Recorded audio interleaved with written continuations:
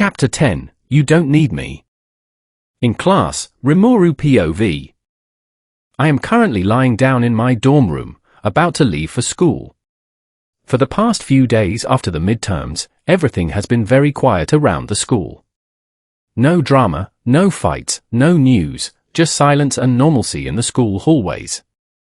The longer I stay in this school, the more my perception of high school changes from what I remember it to be. I hop out of my bed, grab the school materials on my desk, and exit my dorm room. Most days when I walk to the main building, I walk with Rimuru, but today was different since she wanted to go to school earlier. I don't know what she is planning this time, but it's none of my business. I head to the elevator and press the button. Once the doors slide open, I see two people inside, Horikita and... Wait, who is this girl again? Oh, right, it's the girl from the library who was telling Horikita to calm down when she was yelling at Sudo. Her name is Kushida, if I remember correctly. Horikita's eyes drop the moment she sees me at the elevator doors, looking like she is about to go through hell. Why do you look at me like I just ruined the rest of your day, Horikita-san? I say to her with a smirk. Kushida looks at the two of us with curiosity. I guess Horikita really can't make friends with anyone at all, even the girl who wants to be friends with everyone can't seem to reach her. You know what you did, Rimuru-san, Horikita says with a bit of irritation. It wasn't my fault that I fell asleep. You are the one who dragged me out of my daily routine to interrogate me, I respond. A mark of frustration appears on her forehead, and she pulls something out from her bag. It's your fault for taking up all the room, idiot. I didn't get any sleep because of you that day. Whoa, let's calm down now. Put the weapon down, I say, raising my hands in mock surrender. You two seem awfully close. It's a bit surprising to see Horikita-san talk so much to someone other than Ayanokoji-kun. Kushida speaks up, watching us carefully. We both turn our heads to her, and I smile. I then pull Horikita into a quick side hug, which shocks her a bit. We're good friends, of course. And I respect her a lot, even though she is very dismissive with me most of the time, I say with fake sadness. I notice Kushida flinch slightly at the word respect. Did Horikita say something to her earlier? The elevator slows down and opens on the 4th floor. Ayanokoji appears, taking in the scene. Hello, I say, raising my hand. He still looks a bit dazed, but he awkwardly raises his hand back. Are you getting in? Horikita asks. What else would I do, he replies. He steps inside and stands beside Kushida, who inspects him curiously. It looks like you have some crazy bedhead today, Ayanokoji-kun. Bedhead is back in style these days, you know, he says smoothly. I snort at the comment, and both he and Horikita look at me questioningly. I have to agree, bedhead is back in style. I have some myself, but I never bother to fix my hair, I say, running a hand through my long blue hair. You're lying.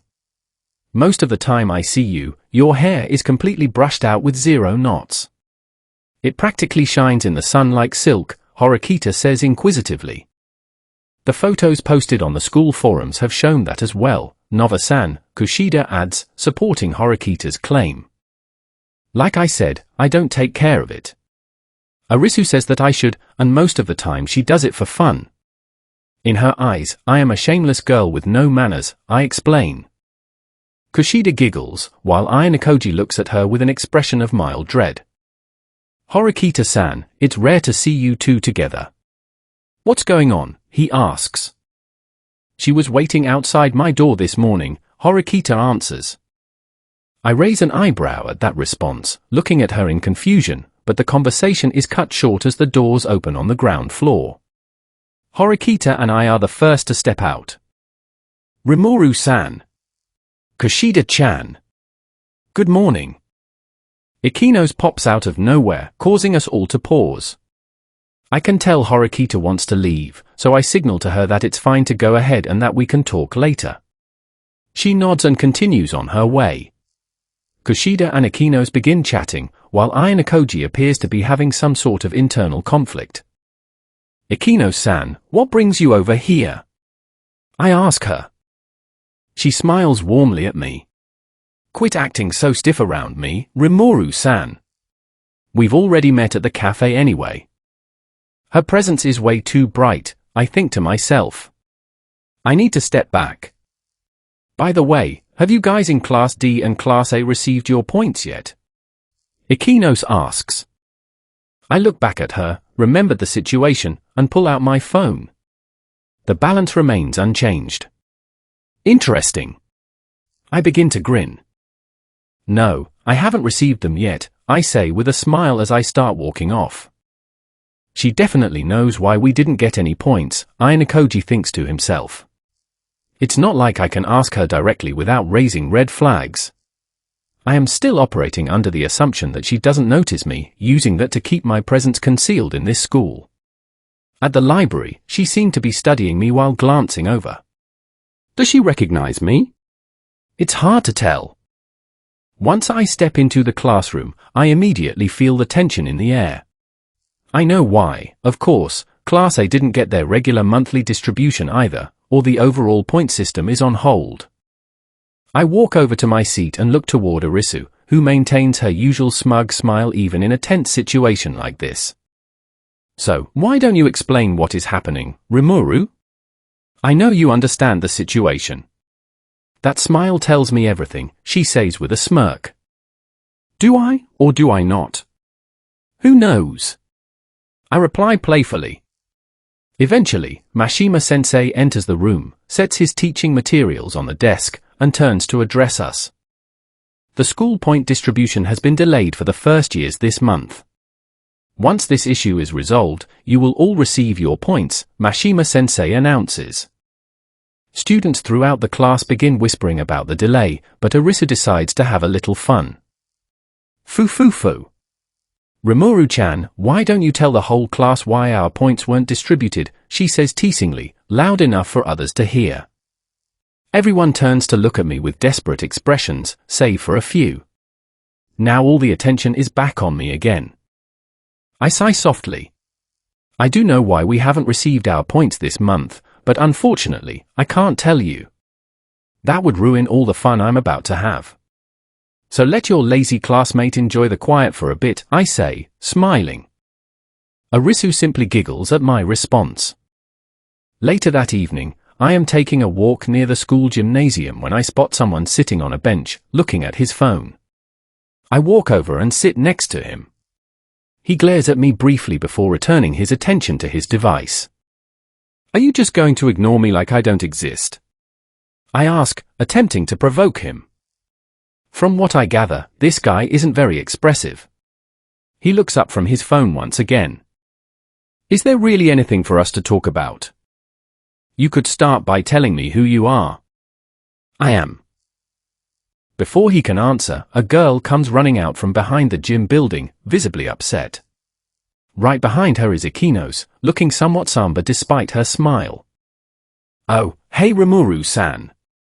What are you doing here? Ikinos asks. I was just taking a walk and saw Ayanokoji-kun sitting here, but I was just about to leave. With that, I get up and walk away from the scene once again. Wait, she knows my name, Ayanokoji thinks. How was I supposed to answer her question?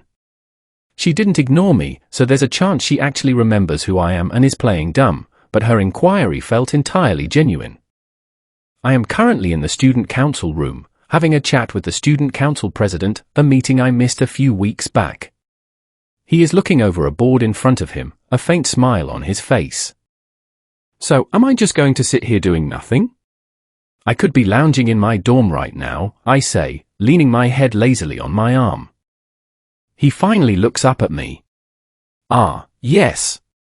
Let me get straight to the point. Can you confirm that you have already figured out the S system? Sakayanaji mentioned that most of her information came from you. That statement is correct, I reply. Another question, what do you have planned with my little sister? You two have been seen together quite often lately. I chuckle at his question and smile softly. Her potential as a leader is immense, but her rigid mindset holds her back. I am merely passing on my perspective by helping her with class affairs. I genuinely want to be her friend as well. I don't have any hidden agenda. The president smiles, a genuine, warm smile that genuinely surprises me. That's good to hear. Thank you for being Horikita's friend, Nova-san. Sile, he actually smiled, didn't he? I must be dreaming. I can confirm that you are not dreaming, Master. After a few days, the official reason for the point delay comes to light. It stems from an incident involving Class C and Class D, where Ken Sudo from Class D got into a fight with 3 students from Class C. During the break, I head toward Class D's room to surprise Horikita. I open the door quietly and slip inside, walking up behind her while she talks with Ayanokoji. Hey! Horikita gasps softly, startled by my sudden appearance. That brief sound draws the attention of several students nearby. I chuckle at her reaction before composing myself. Rimuru-san? You need to stop sneaking up on me like that, she says, calming down. It seems like you're in a bit of a tight spot right now. Want me to help? I offer. There is no need for you to help me, Rimuru. You are in another class, I don't see why you should get involved, she replies stoically. I sigh at her response. You know friends are supposed to help each other out when they're in trouble, right? Listen, everyone, a high-energy guy calls out, standing near the podium. His name is Yosuke Hyota, if I remember correctly. I want to help Suda with his case. Can I count on you all to help look for witnesses? Most of the girls agree, including Kushida, who rallies the boys to assist as well. Kushida then walks over to where the 3 of us are standing. Are you guys going to help out as well? She asks.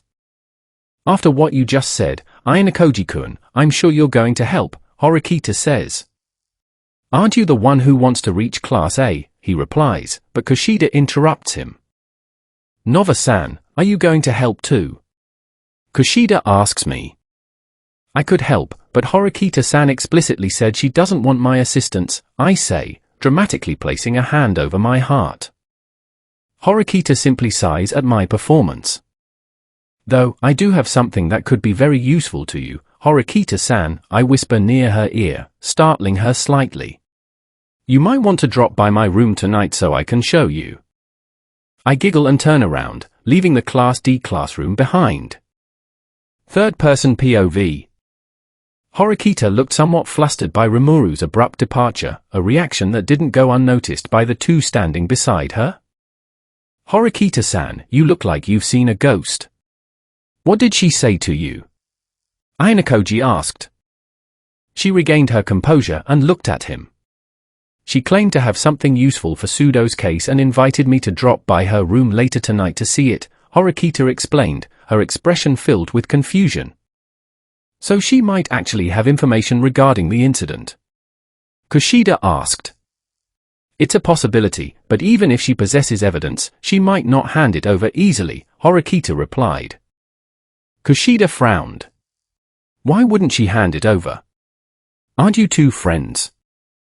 It's not that simple. Rimuru doesn't do things purely out of goodwill, she does things to test people and experiment. The moment she started talking to me, she dropped hints to push me toward the answer. The midterms were no different, Horikita said. Ayanokoji raised an eyebrow at that statement. Using the information gathered from Horikita, he began piecing together a profile on Rimuru Nova, identifying her personality traits, tendencies, and potential weaknesses. He realized she wasn't an immediate threat, but she could easily become an unpredictable force if she decided to involve herself heavily in class affairs. His current strategy was to let Rimuru remain focused on Horikita, using that dynamic to push Horikita's growth so she could be more useful to Class D in the future. Horikita finally turned and walked out of the classroom to head to her next location. Horikita has finally realized what Rimuru Nova has been doing for her, Ayanokoji thought. This should start getting interesting. Rimuru POV. I am stepping out of the shower while waiting for Horikita to arrive. Sile is blow-drying my hair again, as she seems to enjoy doing it. Once she finishes, she sets the hair dryer aside and fades back into my subconscious. Knock, knock. I walk to the door and open it, surprised to see Horikita wearing casual clothes instead of her standard school uniform. Well, isn't this a surprise? Did you dress up just for me? I tease with a smile. Be quiet. It's not like I did this for you, she says, a slight faint brush of color appearing on her cheeks. I simply wanted to change into comfortable clothes. Now, are you going to let me in? It's warm in the hallway. She pushes past me and takes a seat at the low table. Tea or water? I ask. Tea, please. I notice her taking a moment to observe my room. There really isn't much to hide in here, as the decor is quite minimal.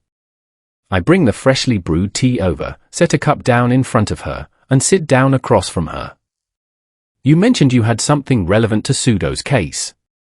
May I see it? She asks, returning to her stoic expression. Don't be in such a hurry, Horikita-san. Can't you enjoy the relaxing atmosphere for a moment? I say. An annoyed expression crosses her face. Rimuru. Okay. I'll show you what I was talking about. Just let me pull up the video. I pull out my phone and open the video recording of Pseudo and the 3 Class C students. Horikita's eyes widen as she watches the footage unfold on the screen. They deliberately provoked Pseudo into a fight, and they even threw the first punch, Horikita notes quickly. This proves it was self-defense. With this video, we can easily clear his name. Don't get ahead of yourself. I won't be handing this video over to you unless it becomes absolutely necessary, I interrupt. Consider this your absolute last resort. I want you to prove that you can resolve this situation without relying on a shortcut. She looks at me with a mix of confusion and irritation. What is your goal here, Rimuru? Why search for another path when a clear route to victory is right in front of us? Because you shouldn't need my help, Horikita. That's why. Besides, rely on easy answers too much and you won't grow. Use your own abilities to clear Class D's name. Show me that you don't need me. But before she can finish, I lean in close, grabbing both of her shoulders firmly to lock her gaze directly with mine. She freezes, clearly caught off guard by the sudden intensity. Listen to me, Horikita. Your goal is to reach Class A, right? That means eventually, you will have to stand against my class. Making alliances for your own benefit is fine, but right now, I want you to win Pseudo's case on your own merits. If you truly hit a dead end, come back to me and I will assist you. That's what friends are for, isn't it? I say, letting a soft smile break through. Her ears turn red at the sudden proximity, and I let go of her shoulders, easing back into my seat with a smirk. Not used to people getting into your personal space, Horikita-san. She quickly pushes herself back a bit, her face flushed with embarrassment. Be quiet, Rimuru. She takes a deep breath to compose herself before standing up. I understand what you're trying to say. I will find my own way to win this case. She walks toward the entrance and places her hand on the doorknob. Thank you for the tea, Rimuru-san, she says quietly before opening the door and stepping outside. I lean back against the floor. Do you think that was convincing enough, Sile? Sile materializes briefly in front of me. It should be sufficient for now. The event of the next few days will set the stage for the rest of this game, Master. Third-person POV. Horikita walked toward Ainakoji's dorm room to share her findings. She knocked on the door, and he answered a moment later.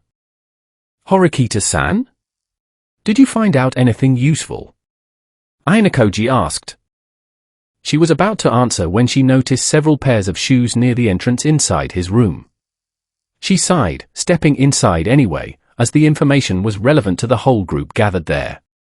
Over the past month, after numerous conversations with Rimuru, Horikita had gradually become more open to the idea of collaborating with others on class matters. I spoke with Rimuru-san regarding the evidence she claimed to have. I can confirm that video proof of Pseudo's fight exists, and it clearly shows him acting in self-defense, Horikita stated. Wait, really? The 3 Class D boys blurted out in relief. Does that mean we win the case automatically? Kushida asked.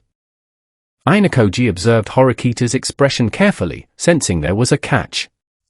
Based on the profile he was building, Rimuru preferred to observe how events played out rather than simply handing over easy solutions. Unfortunately, we cannot rely on that video.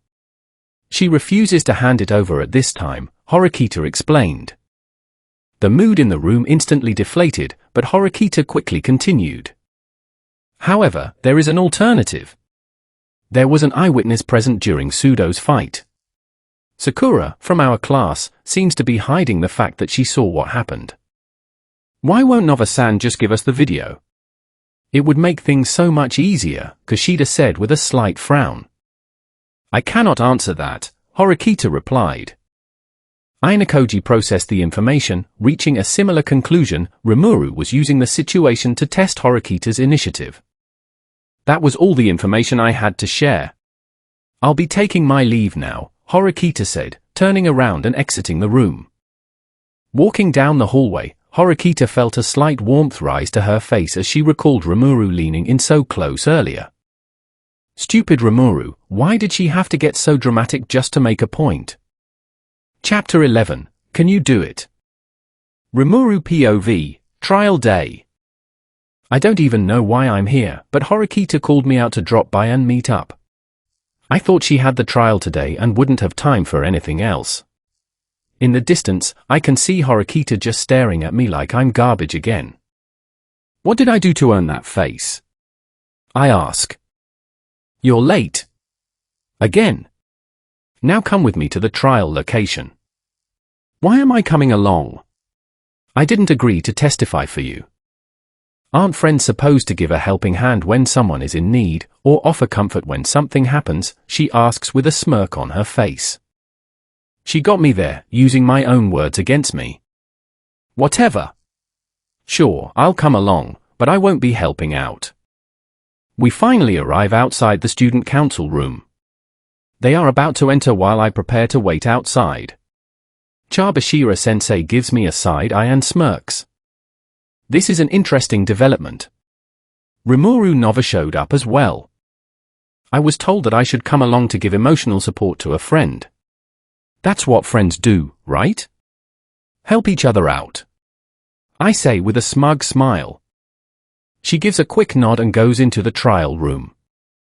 All right, I'll be going in now, Rimuru. I'll be out in a bit, but stay until we're done, Horikita says, walking over to me. Good luck in there. Just give me the rundown after you're done, I say, patting her head with a smile. She gets a little red, slaps my arm away, and steps inside while I giggle. The door closes, and I lean back against the wall. I could turn on Universal Detect, but there would be no fun in doing that. The doors finally open, and I see Horikita walk out with a mini-defeated look on her face. Ainakoji-kun is leaning against the wall, probably monologuing to himself. Horikita walks up to me, looking down. The trial didn't go anywhere. Even with a witness, we couldn't prove Pseudo's innocence at all. In the end, it just turned into a screaming match between Pseudo and the 3 boys from Class C, she says, her head lowered. I sigh at her explanation. Are you missing any details you should be telling me? There will be a retrial tomorrow with expulsion on the table. I'm a bit surprised that expulsion is genuinely being considered. Out of the corner of my eye, I see the student council president walk out, but I pay him no mind. Do you need my help to win, or do you still think you can do it without me? I ask her. She looks straight up at me and nods. It's good to see that her spirit hasn't wavered just yet. I'll find a way to win, she says. Before I turn to leave, I hear someone call my name. It's President Monobu Horikita. It's interesting to see someone not belonging to either of the 2 classes here, Nova-san. What business do you have being here? He asks. I was dragged here against my will, but I stayed anyway, I reply. He looks over at Horikita and then goes back to talking to Ainakoji-kun. I turn back to Horikita, who looks a bit dazed. Well, I guess I should head out now, right?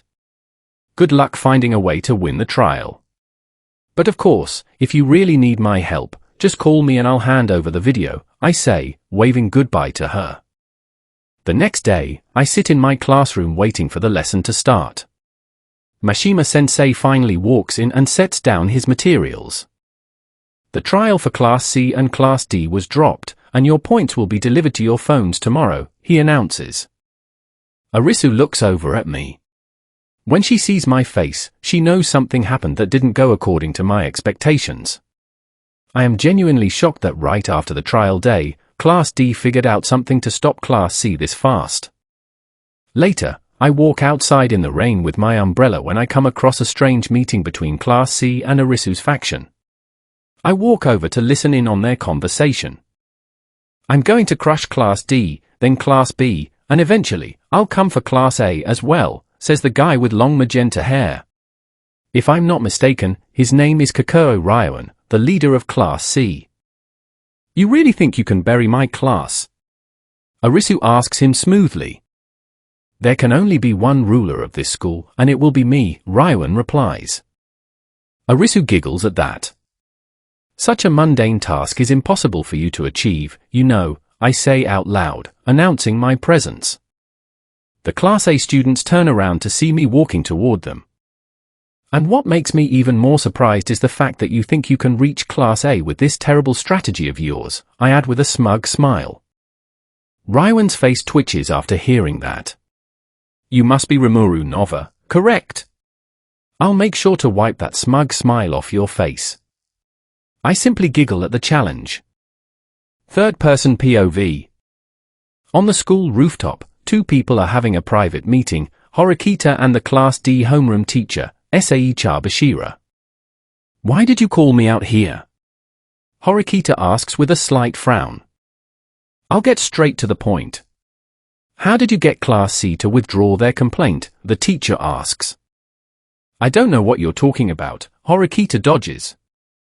Let me rephrase it then, who came up with the plan to get Class C to withdraw their complaint against Sudo?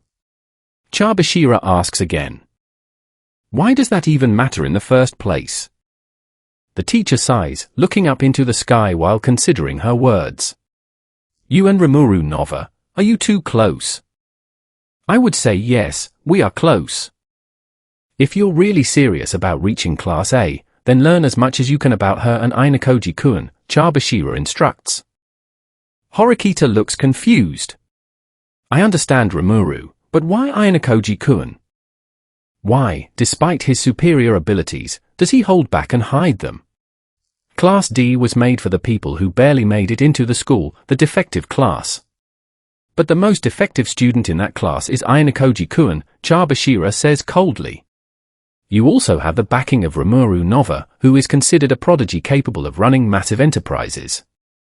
You should learn as much as you can from them before it's too late. Rimuru POV. I am currently walking over to Horikita's dorm room after changing into casual clothes in my own room. She called me over to talk about the conclusion of the trial, and I also want to know what they did to make Class C drop the charges. The sun is setting through the clouds as I admire the view from the railing. I arrive at her door and knock. Come in, Horikita says, opening the door for me. I walk in, take off my shoes, and take a seat on her bed for the time being. Water or tea? She asks. You got coffee? Horikita is looking at me like I'm completely unbelievable. I wonder why she is looking at you like that, master. When someone offers you two options, you would normally pick between those two for convenience. It's not that big of a deal, right, Sile? I don't have coffee beans at the moment, so pick between the two, Horikita says. Tea. Horikita sets down a cup of tea on my side of the table while taking her own cup on her side. I'm surprised you were able to construct a strategy so quickly to make Class C drop the charges against Sudo. It was impressive, I say with a soft smile. That smile is way too distracting, Horikita thinks, a tint of pink appearing on her cheeks. It wasn't so bad. I had help from Ayanokoji, and with some planning, we put it into action and it worked, she says with confidence. Interesting. You understand you will have the attention of Class CS leader now, correct? I ask, taking a sip of my tea. The rain starts pouring harder outside, which is quite calming. I don't have much information on Class CS leader other than his name, she says with a straight face. I met the guy earlier, but I don't think I should bring that up. Are you hiding something from me, Rimuru? She asks with an inquisitive look. I freeze for a second, and she gets up from her seat, walking over to where I am sitting. Is she trying to pressure me into talking? That's cute. She sits right next to me, closing the distance between us. Come on, Rimuru. You're hiding something from me. Tell me. Fine, I'll tell you since you're so insistent. I met Class CS leader earlier today on my walk back from school while it was raining. I gathered a bit of information about him, I tell her. Her eyes widen and she looks at me incredulously. Why didn't you tell me this earlier? What is Class CS leader like? She asks with annoyance. You never asked. She pulls out her compass from her bag, radiating playful irritation. Put down the compass, Horikita, I say, raising my hands. The leader of Class C is a guy named Kokoro Ryoan. He is a tyrant, doesn't trust anyone in his class, and isn't afraid to use underhanded tactics to win. Is that satisfactory for you? She puts the compass away and starts to get up, satisfied with the answer. I quickly grab her wrist and pull her back down to sit beside me. Rimuru. Did you really think I'd just let you walk away after pressuring me like that? Third person POV. Looks like I made a mistake pressuring her, Horikita thinks, her face flushing. I forced her hand and expected no repercussions, but now she's completely taking control of the conversation. Horikita isn't used to physical closeness with others, even though Rimuru frequently ignores personal space boundaries. Are you flustered just from being close to me, Horikita? Rimuru asks teasingly. Horikita tries to pull her arm back, but Rimuru maintains her grip with a playful smirk. Let go, Rimuru. No tilde? Don't think I didn't see what you were doing earlier. You took the initiative to move closer to pressure me, knowing I get playful when people I trust get close, Rimuru whispers teasingly. Horikita turns even redder, unable to hide her embarrassment. Come on, Rimuru. Please let go. All right, Rimuru giggles. Flick. Oh. What? Horikita gasps, holding her forehead. You're way too overwhelmed right now, so there's no point in teasing you further. My bad, Rimuru says, sliding back on the carpet and leaning her head back. Horikita sits in a daze for a second, rubbing the spot on her forehead where she was flicked. It's fine. I didn't really mind it, Rimuru, she stammers, still flushed. When she says stuff like that, it makes it hard not to tease her more, Rimuru thinks. Her reactions are ridiculously cute, but I should probably show some restraint. Oh? Then let me kiss your forehead to make the pain go away. I hear that helps, Rimuru says with a smirk. Show some restraint, idiot. I think I was wrong about Rimuru, Horikita thinks with a small smile. She actually knows when to stop. My original judgment was that she was just a flirty slacker who wanted to have fun, but looking at her now, I just see genuine calm in her eyes. I'm grateful for everything she has done for me. Horikita wants to understand everything about Rimuru, how she thinks, acts, and approaches problems. What makes her so unique compared to everyone else in this school? Sitting on the floor with such a relaxed look, Rimuru remains an enigma. I want to know everything about you. It's crazy how someone can be so relaxed in a school where every decision determines whether you survive or get expelled, Horikita thinks. It's getting late, Rimuru.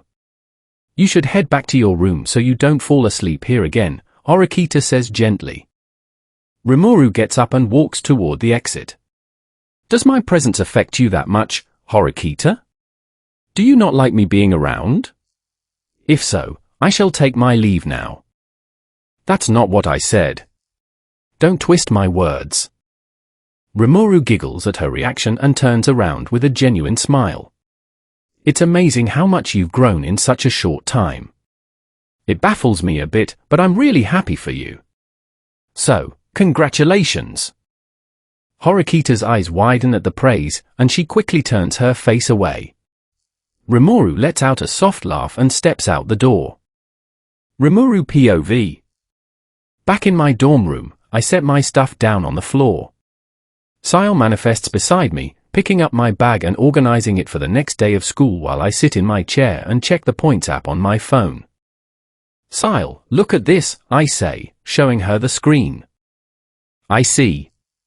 You have made remarkable progress. Earning a total of 1.5 million points in a few months is no small feat, Rimuru-sama. I chuckle at her statement, thinking about how to move forward with my plan to accumulate 20 million points. I've been using a strategy of monitoring shady exchanges between upperclassmen by setting up security cameras near campus blind spots to acquire points. Master, you have realized that the current strategy might stop yielding results after a while, correct? Yes, I've come to that same conclusion, Sile. But we have plenty of special events coming up, so who knows what's in store for us next? Indeed. Horikita's reactions earlier were really cute, but I need to maintain proper restraint. I'll enjoy teasing her another time. After all, I want her to learn not to rely on my help too much since I'm not in Class D. If she wants to reach Class A, she eventually has to surpass my class on her own merits. Well, I'll worry about that when the time comes. Summer chapter, a day off. Third-person POV. Beep! Beep! Beep! A loud alarm went off in Rimuru's dorm room, signaling her to wake up. Unfortunately, Rimuru was completely out cold. She had met up with Arisu yesterday, and Arisu had kept her busy for hours, causing her to miss her usual coffee time. The alarm stopped after 5 minutes when Rimuru's body unconsciously reached out and smashed the button on her bed frame to turn it off.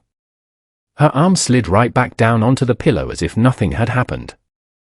At this point, Sile materialized next to her master, entirely fed up with the lazy behavior on display. Master, wake up, Sile said, poking Rimuru's face. Rimuru's skin felt soft to Sile, but Rimuru still didn't wake up. This is utterly hopeless, Sile thought, before coming up with an effective idea. Sile pulled back the covers, grabbed Rimuru's arm with both hands, and pulled her straight out of bed. Rimuru tumbled onto the floor with a soft thud, instantly jolting her awake. Rimuru's eyes opened wide as she scanned the room, locking onto Sile's glowing red eyes and white coat. Sile? Why did you do that? Rimuru asked, too tired from yesterday to react with real shock. Your alarm went off, but you ignored it. So, I became your alarm instead, Sile said with her usual expressionless face. Rimuru stared at her with mild annoyance and began lazily climbing back onto her feet, nearly tripping on her own hair in the process. Once standing, Rimuru walked over to Sile with half-lidded eyes. Master? Sile asked in confusion, taking a small step back until her back hit the wall. Rimuru stepped directly into Sile's personal space, brought her hands up to Sile's cheeks, and gently tugged on them. She then reached out to lightly poke Sile's shoulders and arms, as if analyzing her physical form. Is Master currently sleep inebriated? Sile wondered. Rimuru stopped, took a step back, and then wrapped her arms around Sile, lifting her up to carry her back to the bed.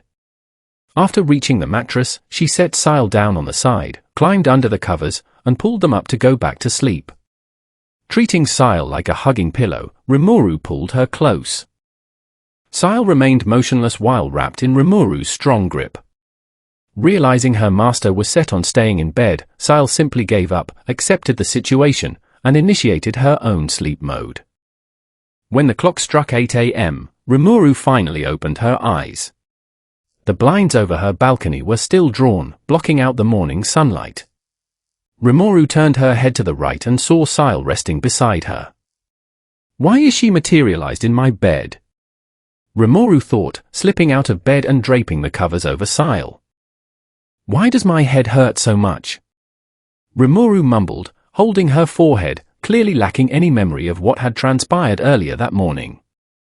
She walked over to grab a glass of water when her phone began ringing on her desk. The caller ID read, Horikita.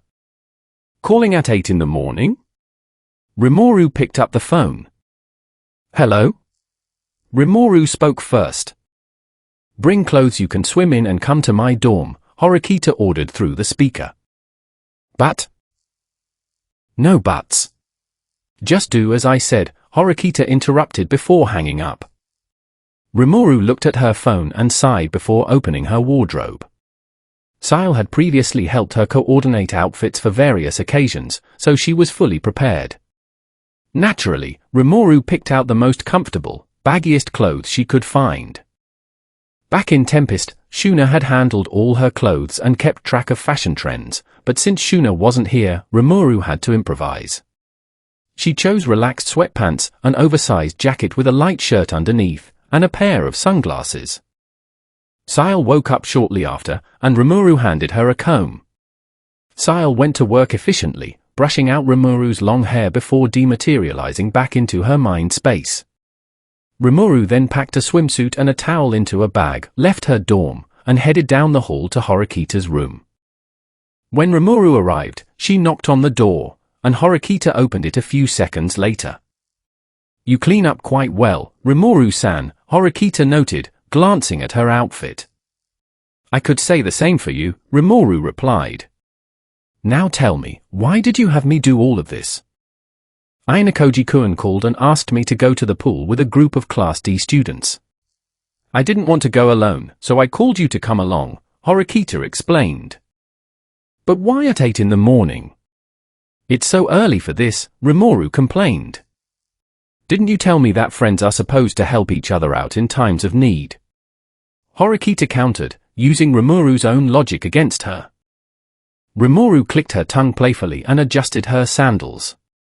Are you ready to go then? Horikita put on her sandals, and the two of them left the building, boarding the elevator. It's surprising that you didn't reject the idea of swimming with your classmates. A sudden change of heart. Rimuru teased. Horikita didn't take the bait. I find that getting to know my Class D peers will be beneficial for my growth, as well as the class as a whole. Rimuru looked slightly taken aback, then smiled softly and looked away until the elevator doors opened on the ground floor. The bright morning sun hit them as soon as they stepped outside the dorm lobby. I wasn't expecting it to be this hot today, Rimuru remarked. I have a bad feeling about today, Horikita said, letting out a sigh. Oh? Is that so? Horikita, a male voice called out from their left. Both of them turned to see a couple walking together. Karuiza-san, Hyota-kun, Horikita greeted them as Rimuru watched from the side. It's Nova-san as well, Karuiza added. It's been a while since we last saw you. How have you been? Hyota asked Horikita politely. There were rumors going around that you had disappeared or something. No one had seen you since summer break started, Karuiza said. I had no real reason to go out. Besides, Rimuru here has been occupying my time, Horikita stated, drawing Rimuru directly into the conversation. You make it sound like I'm a chore to deal with, Rimuru said with mock hurt. You can't fool me with that act, Horikita replied flatly. TCH. Hey, why don't you hang out with Class D more often? Hyota asked Horikita. Horikita paused to think, glanced at Rimuru, and then answered. Maybe I'll give it a shot eventually. For today, I've chosen Rimuru-san as my escort. I see. We'll get going now. See you around, Horikita. Hyota and Karuiza waved before walking off. Rimuru and Horikita resumed walking toward the pool facilities. Seems like you're getting along better with your classmates, Rimuru noted. If I want to reach Class A, I'll need to make use of everyone's abilities, right? Horikita said, and Rimuru nodded in agreement. Eventually, they arrived at the meeting spot where several students were already gathered. "I'm so excited that you decided to come too, Horikita!" Kushida exclaimed. Rimuru ignored Kushida while Horikita greeted her. "Are we still waiting for Ike, Yamauchi, and Sudo?" Horikita asked Ayanokoji, who turned to face the two girls. "Yeah, I thought they were coming with us," Ayanokoji replied. "Hey guys. Sorry we're late, guess we overslept," Ike called out as the three boys ran over.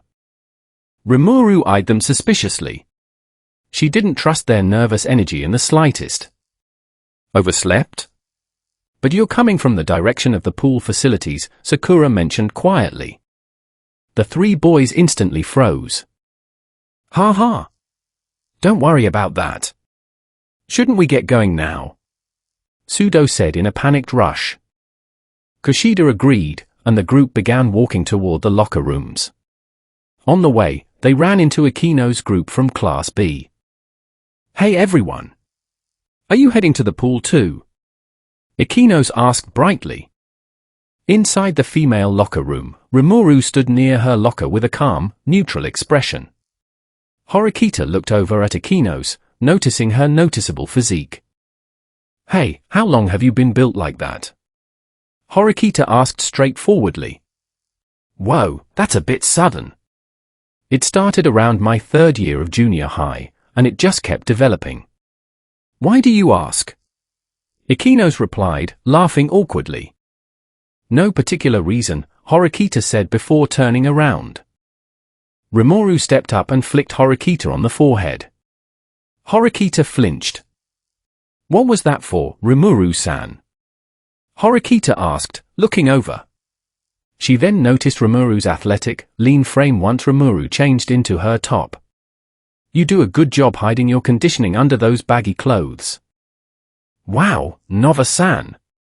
You're in incredible shape," Kushida remarked, while the other girls nodded in agreement.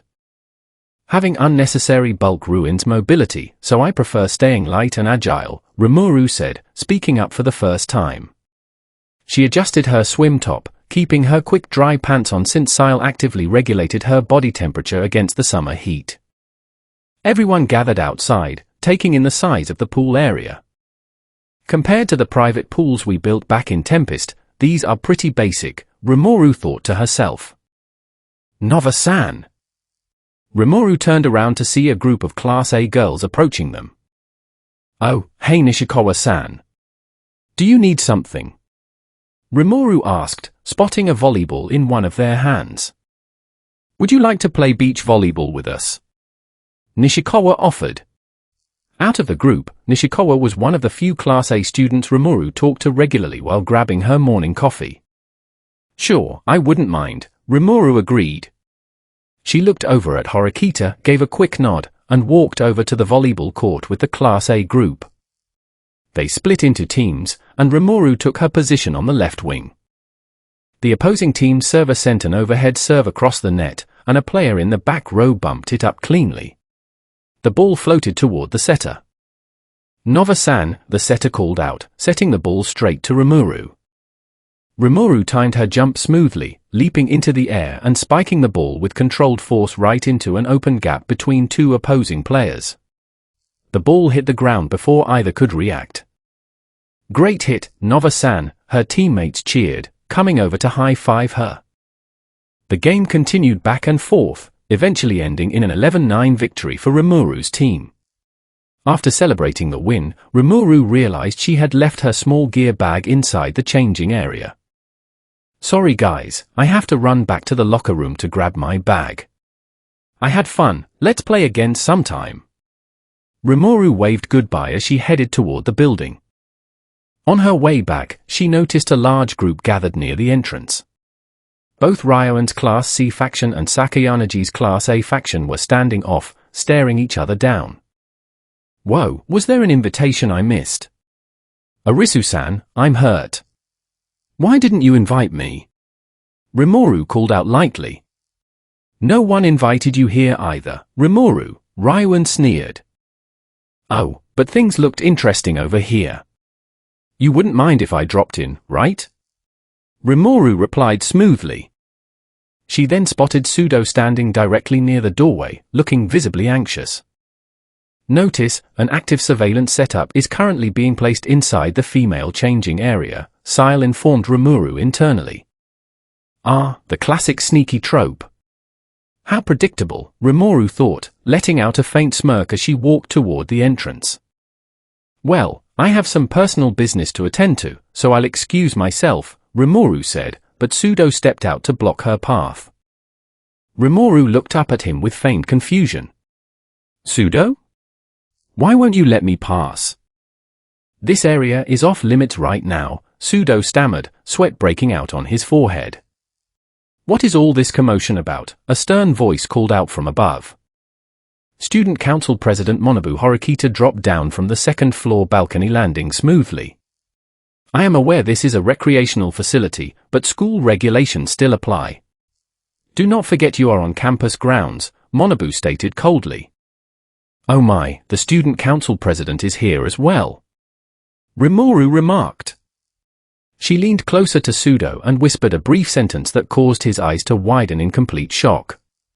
He quickly froze, gave a stiff nod, and stepped aside to let her through. Oh? You're letting Rimuru-san pass, but not us. Sakayanaji questioned Pseudo. Rimuru stopped at the doorway and turned her head back toward Sakayanaji. Arisu-san, it seems you've forgotten that I can go wherever I please. With that, she stepped into the building. Inside, she found Ike sitting nervously near the maintenance corner. Ike-kun, it's me. Ike looked up in horror, shocked that anyone had gotten past Pseudo, but Rimuru placed a finger over her lips to signal silence. Look, I know what you guys are trying to do, and this plan is a total failure. You'll be expelled if you get caught. The student council president is standing right outside, Rimuru said calmly. Tell whoever is on the radio to create an immediate distraction so you can abort and escape. Ike nodded frantically, quickly relaying the instruction over his radio to Sotomura. Nova-san, why are you helping us? Ike asked weakly. Instead of answering, Rimuru simply told him to get moving and stop worrying about the equipment. Outside, Sotomura quickly signaled Ayanokoji. Draw attention away from the locker rooms immediately. Rimuru found out and is helping them abort the operation, Ayanokoji translated in his head, letting out a quiet sigh of annoyance and confusion. A short while later, after Horikita stepped up to create a sudden scene that drew everyone's attention away from the changing facilities, Ike and Pseudo managed to slip out undetected. While the crowd was distracted, Rimuru used a controlled electromagnetic pulse with Sile's assistance to fry every SD card in the hidden camera equipment. She tossed the useless hardware into her bag to dispose of later. Walking back out to the pool deck, Rimuru joined Horikita and Ayanokoji. What an absolute mess that was, Rimuru noted. I am inclined to agree with you, Rimuru-san, Horikita said, letting out a tired breath. Still, you gave quite a grand speech. Pseudo and the others looked nearly moved to tears, Ayanokoji remarked, causing Horikita to look away in annoyance. More importantly, did you enjoy your time at the pool today? Ayanokoji asked Horikita. I didn't come here merely to have fun. I came to prevent those three idiots from ruining their futures, she replied stiffly. Right. Well, there's still a little time left before the pool closes, Ayanokoji said, glancing at Rimuru. Rimuru caught his drift immediately and gave a subtle nod. Moving in unison, both Rimuru and Ayanokoji placed their hands on Horikita's back and shoved her straight into the pool. Splash! Horikita surfaced, wiping the water from her eyes and glaring up at the two of them. Hey! What was that for? Ayanokoji extended a hand down to help her up. Sorry, but you were wide open. Think of it as a summer gift from me, Horikita-san, Rimuru chuckled, turning around to walk away. As Horikita grabbed Ayanokoji's hand to pull herself up, she used her weight to drag him right into the water with her, prompting laughter from the rest of Class D as they enjoyed the remainder of their day off. Later that evening, Rimuru returned to her dorm room, set her bag on the table, and sank comfortably into her chair. Today might have been one of the more entertaining days so far, she said aloud to the quiet room. Chapter 12, On a Trip at Sea. Rimuru POV. It has been a little while since the incident with Pseudo, and school life returned to normal afterward. Once exams concluded, all the first years packed their bags and boarded the school's luxury cruise ship, the Speranza. Unfortunately, Arisu wasn't able to come due to her heart condition, but I had already assumed she wouldn't be joining us anyway. The ship offers plenty of amenities, pools, spacious rooms, restaurants, free shops, and relaxation lounges. Currently, I'm standing near the deck pool, wearing a wide-brimmed hat, sunglasses, a white two-piece swimsuit that Sile took great pride in selecting, a light cover-up coat, and casual shorts. Hair. Navigating the ocean like this is a unique experience. In my past life, sea exploration in the Cardinal world proved nearly impossible due to formidable sea monsters resistant to our attacks. I've been gazing out over the water, soaking in the peaceful atmosphere before the real challenges begin, but I can't help overhearing a conversation between four boys nearby. I'm going to do it. I'm going to confess how I feel to Kushida-chan, one of them says nervously. Wait, are you serious? Another voice replies. From what I recall, that raspy tone belongs to Pseudo. If I don't, I'm going to regret it for the rest of my life. I can't have that, can I? Or the first boy insists. I feel a bit sympathetic, yet I can respect his determination. It's a bold step for him to take. I turn around to see who is talking, only to realize. It's the Class D trio alongside Ayanokoji-kun. How disappointing. I believe the boy declaring his intentions is Ike. Horikita mentioned him before, calling him loud and easily distracted. At least he possesses some guts. Ike. Pseudo says, looking almost moved to tears. Go do it then, Ayanokoji says flatly. I almost chuckle at how completely indifferent Ayanokoji sounds. He genuinely couldn't care less. All right, here goes nothing. Ike says, marching off toward Kushida. I walk over and take the seat he just vacated, surprising the remaining three. Only Ayanokoji acknowledges me with a subtle side eye. He's actually going to confess his feelings? How bold. I can respect that level of confidence, I remark, watching Ike approach Kushida. You respect that? It seems pretty unrealistic to me, Ayanokoji replies smoothly. That's a bit harsh, Ayanokoji-kun. You should respect him for having the courage to try, I say, placing a hand over my chest in mock offense. The other two look surprised by my presence. My initial impression of you was wrong, Nova-san. I didn't believe the rumors about you being so calm and relaxed, but I see it now, Pseudo admits, while Yamauchi nods in agreement. If you've heard those rumors, they're mostly accurate. But if you're keeping up with school news, you've probably seen the photos posted from the cafe, I say, and both of them nod. They seem slightly tense around me, whereas Ayanokoji remains completely calm, unfazed by my presence. I've noticed people are often cautious around me at first. Wait, he's about to say it. I whisper, pointing toward Ike and Kushida. We all turn our attention back to them, waiting in anticipation. So, what is it, Ike-kun? Kushida asks brightly. Ike clenches his fists, building up courage. Come on, push through. May I have the honor of calling you by your given name, he stammers out. There it is. That's the... Wait. Given name? You're telling me I got invested for a request to use first names? Of course. But only if I get to call you kanji in return. Kushida replies cheerfully. Ike freezes in place, completely overwhelmed. What a waste of anticipation. He drops to his knees, cheering in excitement, while Pseudo and Yamauchi tear up in dramatic solidarity. Ayanokoji looks entirely unimpressed by the spectacle, and I share his sentiment. Ayanokoji! You have to tell me Horikita's given name. Pseudo demands, grabbing Ayanokoji's shoulders. Wait. Horikita? As in Susan? Absolutely not. No way. That's my privilege.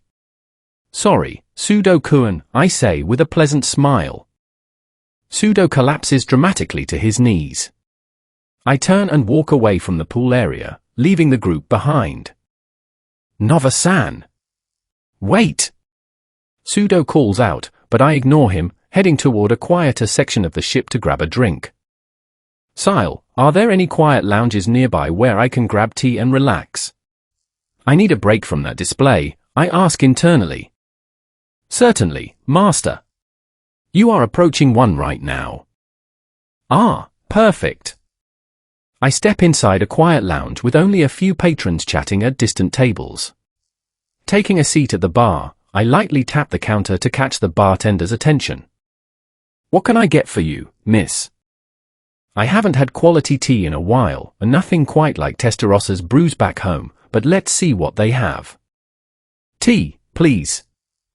Any specific preference? Surprise me. Right away, miss. While waiting, I take a moment to look around.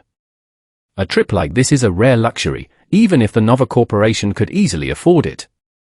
I still don't quite fit the image of a typical wealthy heiress. Rimuru-chan? I turn my head to the right and spot Ikinos alongside an older woman. Scanning her appearance, I recognize her as Hoshinomiya-sensei, Class BS homeroom teacher. You startled me, calling out like that. Please don't give me a heart attack, I say with a light laugh, placing a hand on my chest. I didn't realize you were on friendly terms with Rimuru Nova herself, Hanami-chan, Hoshinomiya-sensei remarks. Your tea is ready, miss, the bartender says, placing the cup in front of me. Thank you. I take a sip, enjoying the rich flavor. It brings back fond memories of quieter times before the Great Tenma War. I'm surprised to see a teacher and student hanging out like this.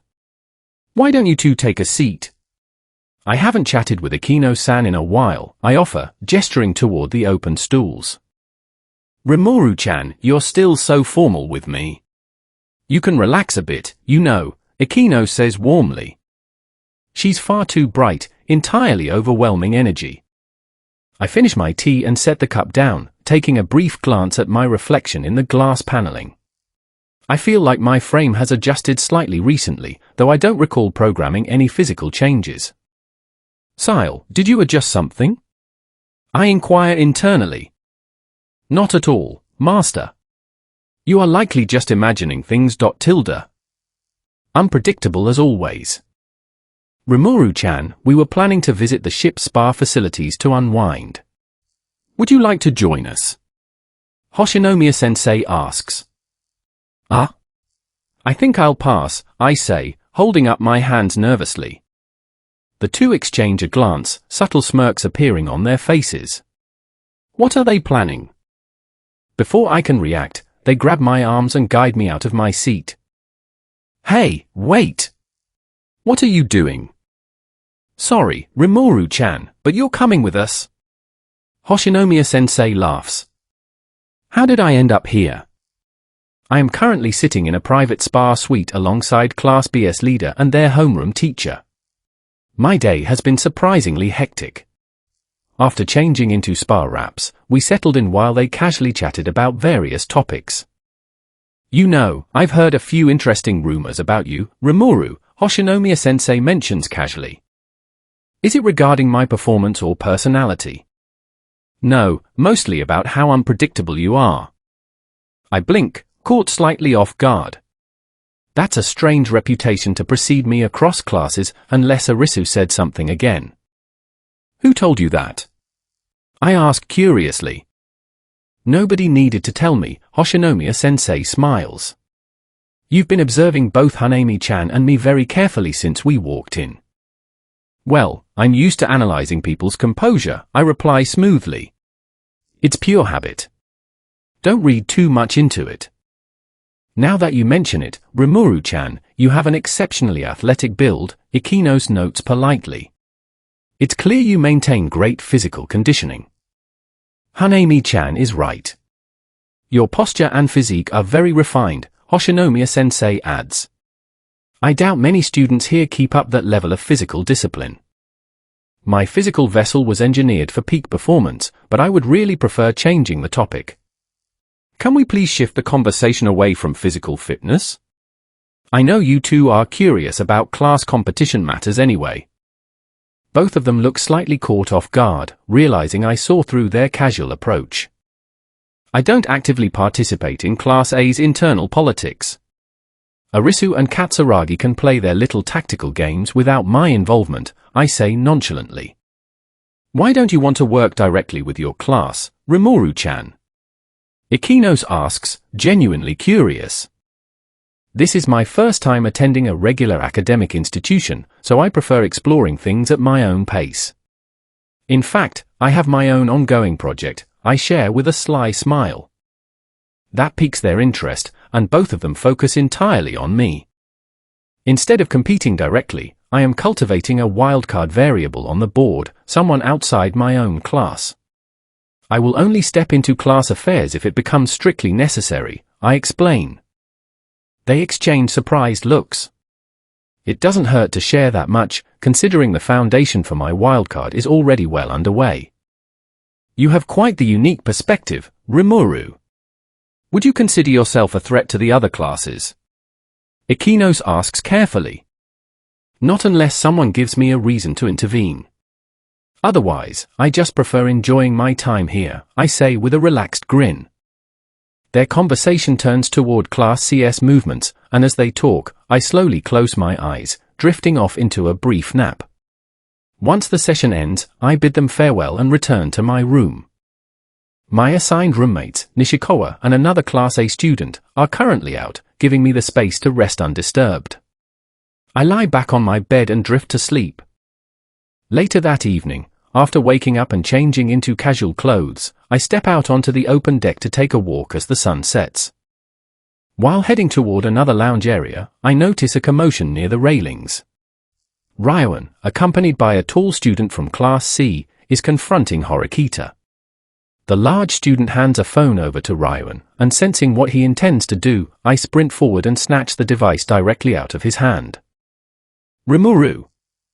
Horikita looks up, startled. Look who decided to join us.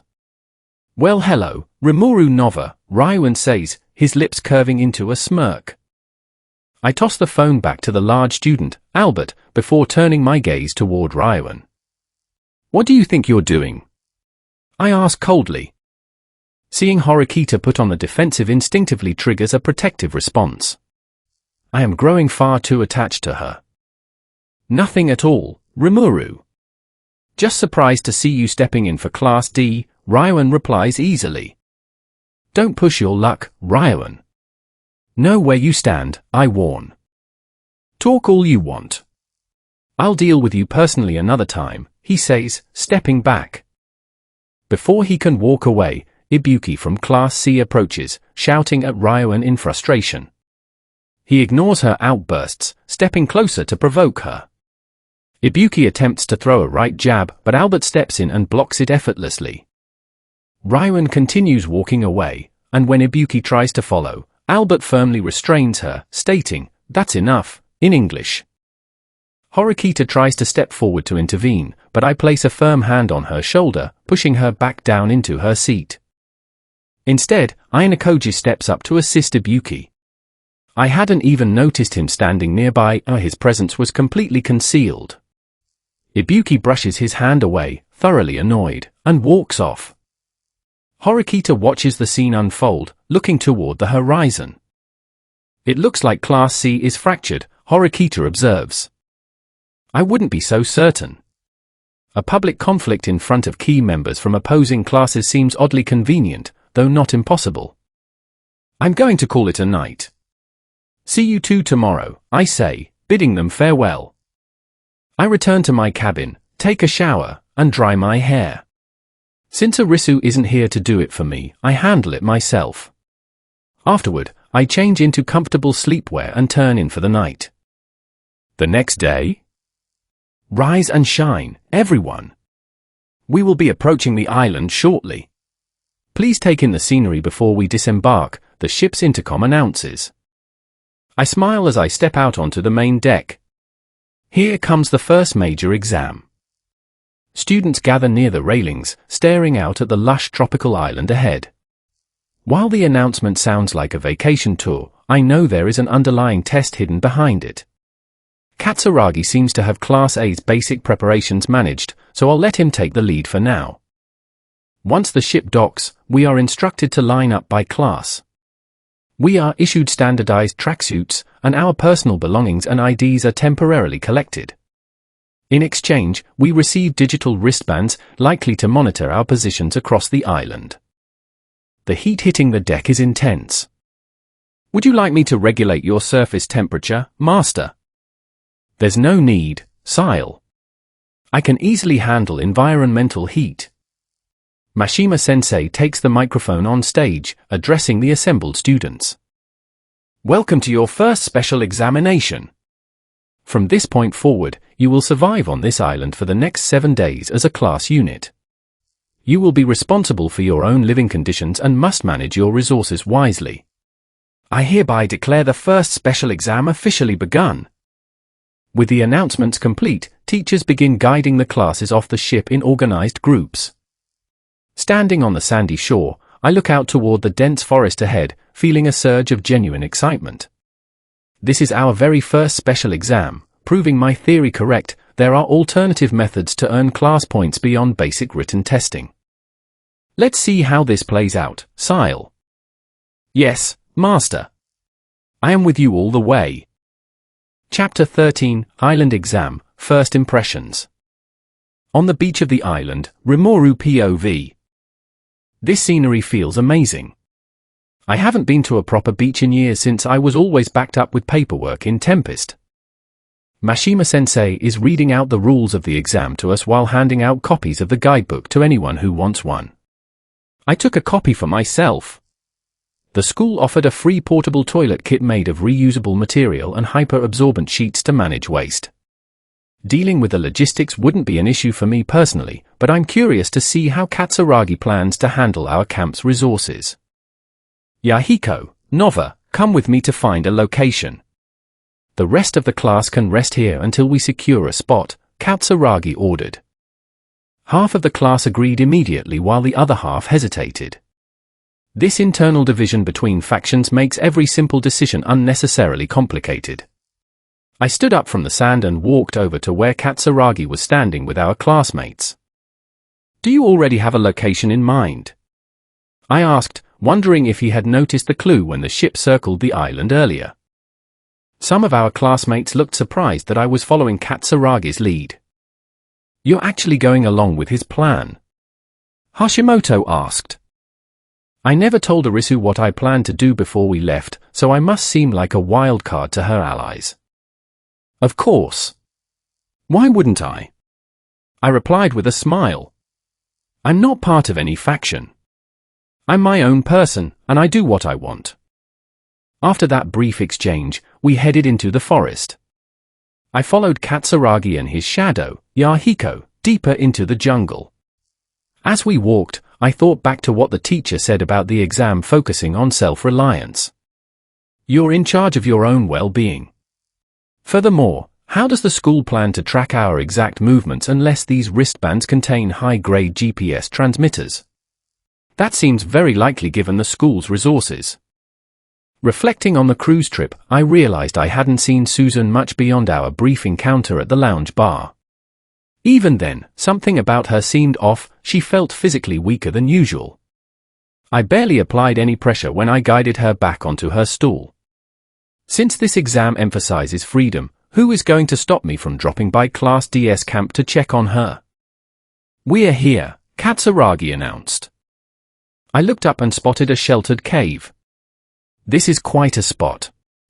You've outdone yourself, Katsuragi. We stepped inside, and Yahiko immediately pulled out the keycard and scanned the spot's receiver without hesitation, officially designating himself as Class A's leader for the exam.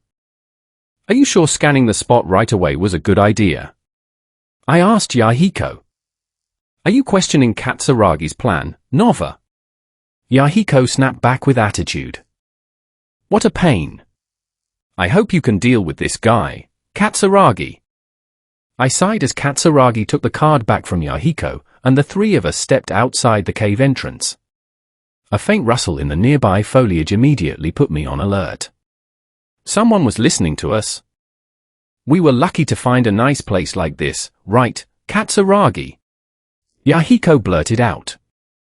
I certainly hope finding this spot wasn't just luck. Luck? I've had my eye on this location for a while now. Finding it was guaranteed, Katsuragi stated firmly. Also, be careful what you say out loud. You never know who might be watching. As the leader, it's my duty to keep track of our surroundings. Yahiko nodded in agreement. I leaned against the cave entrance, looking out into the distance. Personally, I'm more interested in exploring everything this island has to offer. The ship took a wide lap around the island before docking, Katsuragi pointed out. That was a hint from the school.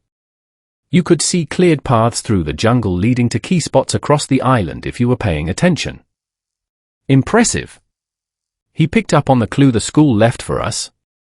Wow, impressive as ever, Katsuragi. Sakayanaji has nothing on you. Yahiko boasted. Wait, hold on a second. Something feels off, Katsuragi suddenly murmured. Did he notice the hidden onlookers? I glanced toward the rustling trees, but Katsuragi merely checked a nearby bush before walking back over. All right, we're heading back to report to the rest of the class. Are you coming with us, Nova-san? Katsuragi asked. No, I'll stay here for a bit. Suit yourself. Let me know if anything changes. Let me, Yahiko. The two of them turned and walked down the trail, leaving me alone at the cave. You can come out now, I said, my voice dropping cold. If you don't, I'll drag you out myself. To my surprise, Ayanokoji stepped out from behind the trees alongside a girl whose face was completely flushed red. What in the world happened over there? I certainly didn't expect Ayanokoji to be the one spying on us. Ayanokoji-kun, and who might you be? I asked, looking at the girl. I'm. She stammered, entirely flustered. Don't worry about it. It's fine, I cut in gently, saving her from the embarrassment. Timid girl, it is. Anyway, what are you two doing here? Spying on Class A. I asked with my usual smile. Would you believe me if I said we got lost? Ayanokoji asked flatly. No, I wouldn't. In that case, yes, we were scouting. Well, come on in and take a look. Just make it quick, I said, stepping aside to let them inspect the cave. After looking around the interior, they stepped back outside, thanked me, and went their separate ways. Now I need to find something entertaining to do. The main issue is the mandatory roll calls at 8 in the morning and 8 at night, which limits how far I can wander from base camp. I walked back inside the cave, heading all the way to the rear wall. I found a flat rock to sit against, leaning back and closing my eyes. Maybe I should go exploring later? Class A strategy is thoroughly dull. Katsuragi is far too cautious, and his plan to keep our base hidden was already compromised when Ayanokoji spotted us. Ayanokoji will likely report what he saw back to Class D. Suzune will easily deduce that Yahiko is our leader since Katsuragi would never expose himself to risk, and I clearly don't participate in class leadership. I might have to step in if Class A's situation deteriorates, as losing too many points would disrupt my personal goals. All this tactical thinking is exhausting, made worse by the fact that I haven't had any coffee today. Sile, could you untangle my hair? It got messy after waking up so early this morning, I requested internally. Sile materialized holding a comb, taking a seat behind me on the rock and carefully working through the knots in my blue hair. Are any of my classmates nearby? If they get close, you'll need to dematerialize. No, Master. None of your classmates are in the immediate vicinity, Sile replied smoothly. Good. I don't need my classmates seeing Sile and asking impossible questions. Once Sile finished straightening my hair, the comb vanished, and she sat beside me for a moment. All right, Sile, return for now. I want to make sure we aren't caught off guard. Sile nodded and dematerialized back into my mind space. I let out a soft sigh, leaning my head back against the stone surface and allowing myself to drift off to sleep while waiting for the others to return. Third-person POV. A short while later, the rest of Class A began filing into the cave. They spotted Rimuru resting against the rock face at the back, her long blue hair spread across the cave floor. Several of the boys turned slightly red and looked away, while a few of the girls walked over to check on her. Komuro let out a quiet sigh, remembering what Sakayanagi had told her regarding Rimuru's habits. Sakayanagi-san gave me a rundown of her behavior patterns in case something like this happened, Komuro mentioned to the girls near Rimuru. Katsuragi walked over, curious about any relevant details. Most of the class knew Rimuru was unpredictable whenever she actually decided to show up. Is there anything useful we should know for the exam? Katsuragi asked. She tends to wander off without telling anyone, Komuro explained. Also, don't get too close to her while she's sleeping. Apparently, she has a habit of grabbing onto whatever is nearby with immense strength. Unfortunately, before Komuro could finish her warning, Morishita stepped too close to the sleeping girl. Oops, Morishita said flatly. The surrounding students deadpanned as Rimuru's arm shot out, catching Morishita by the shoulder and pulling her straight down into a tight hug. Rimuru rested her head against Morishita's shoulder with a content smile, her arms locked firmly around Morishita's waist like a bolster pillow. Did I make a mistake? Morishita asked calmly, completely failing to grasp the hold she was in. Several girls stifled giggles, but Morishita's expression shifted as the pressure around her torso steadily increased. Her eyes widened slightly as she realized she couldn't move her lower body. I think I need assistance. Rimuru Nova has pinned me, Morishita announced. Should we wake her up? One girl asked. I forgot one key detail, Komuro added quickly. If you wake Nova-san up abruptly while she's disoriented, she becomes extremely chaotic. Sakayanagi said to just calm her down if that happens. The light seemed to leave Morishita's eyes. Revenge. Rimuru mumbled softly in her sleep. Who? Revenge, Ron. Morishita-san? Rimuru muttered, her grip tightening another notch. Morishita let out a strained huff, waving her arms helplessly. The students watching the exchange burst into laughter. There's no choice. Wake her up, Morishita insisted, reaching over to pinch Rimuru's cheek. Oh. Rimuru's eyes snapped open, looking drowsy and thoroughly confused as she tried to process her surroundings. Do you mind releasing me now, Rimuru Nova? Morishita asked. You interrupted a very nice dream, Rimuru grumbled, her eyes half-lidded and disoriented. You better be prepared for the consequences. Consequences? Yep. I'll give you 5 seconds to run. When I catch you, I'm bringing you back here and tickling you into submission, Rimuru declared with an ominous grin. A shudder ran through Morishita. Is this still about the prank video? You're far too sensitive, Rimuru Nova. The nearby girls gasped at Morishita's audacity, while the boys at the cave entrance wisely focused on setting up camp gear. A visible mark of annoyance appeared on Rimuru's forehead. Forget 5 seconds. No mercy.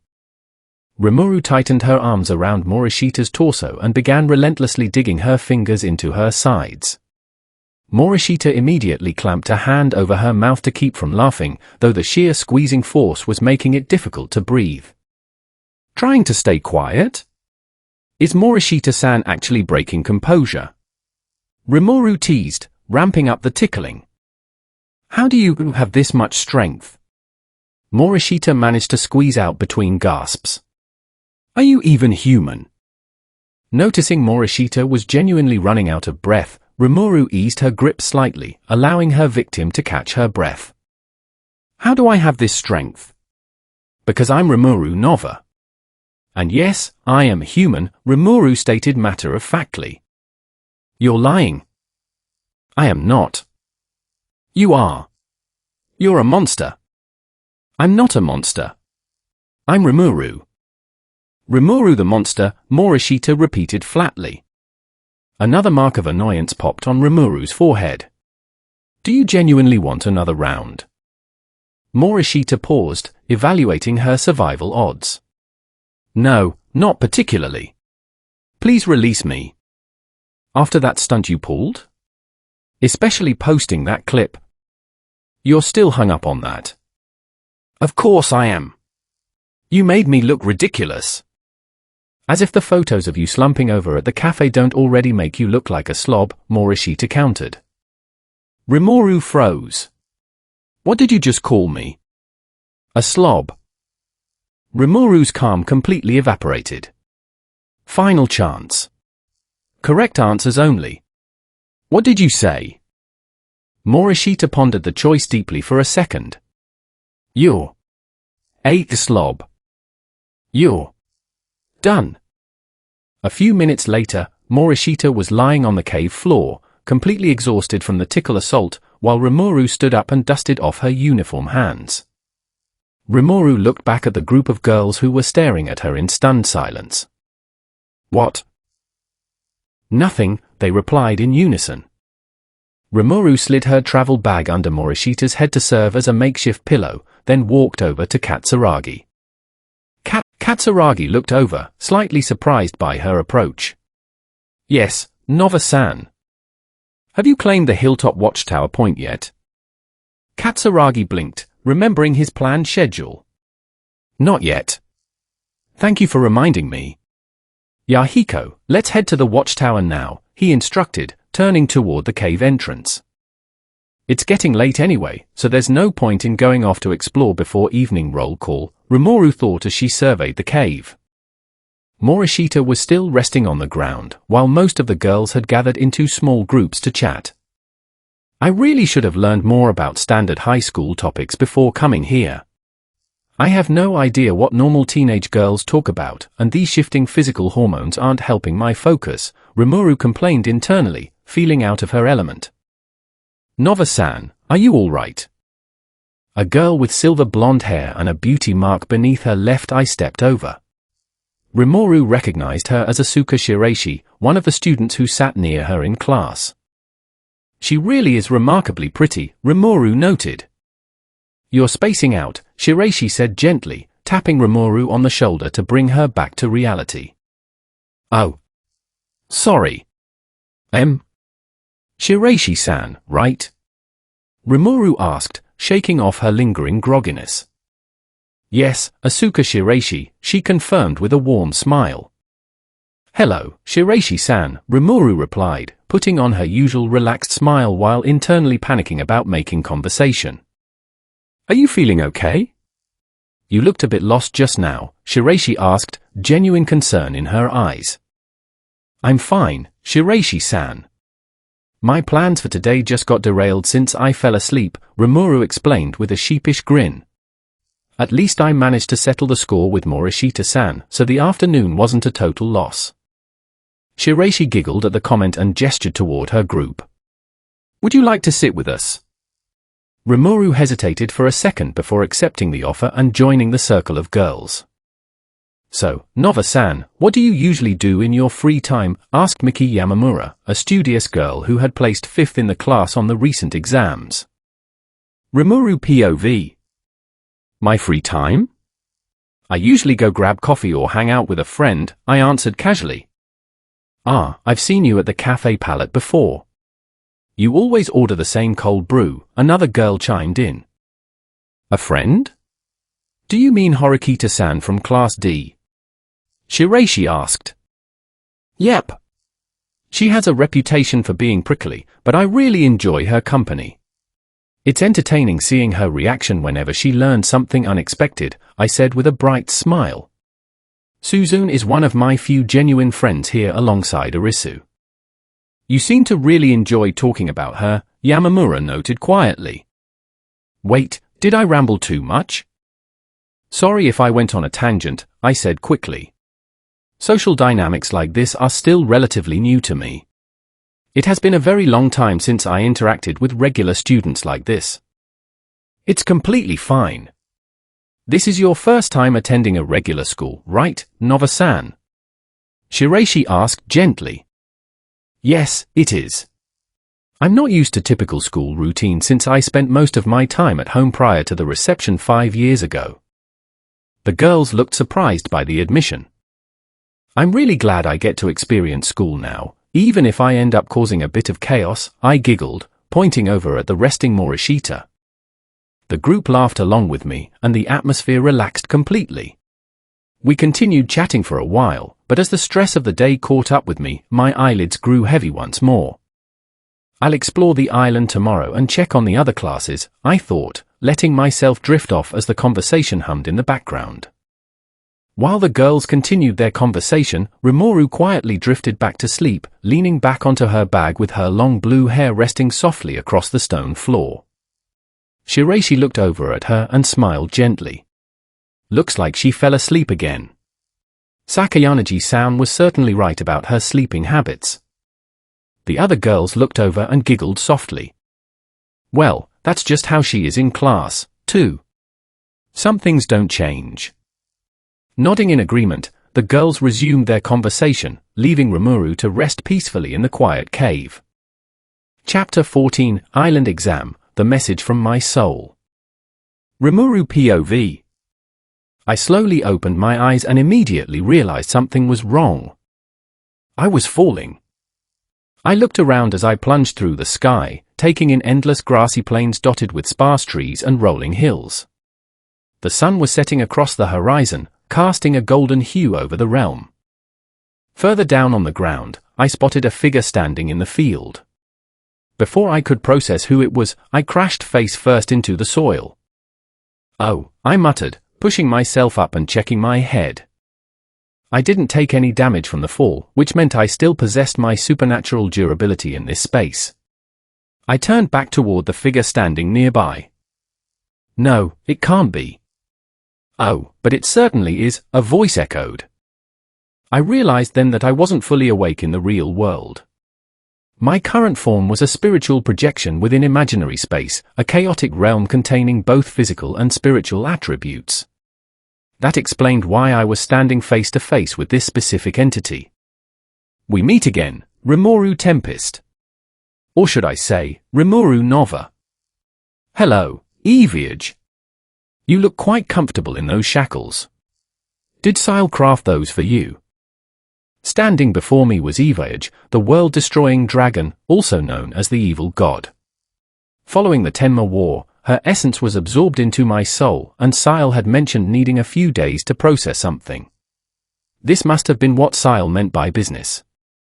They are effective enough, Eviad replied, glancing down at the glowing restraints on her wrists.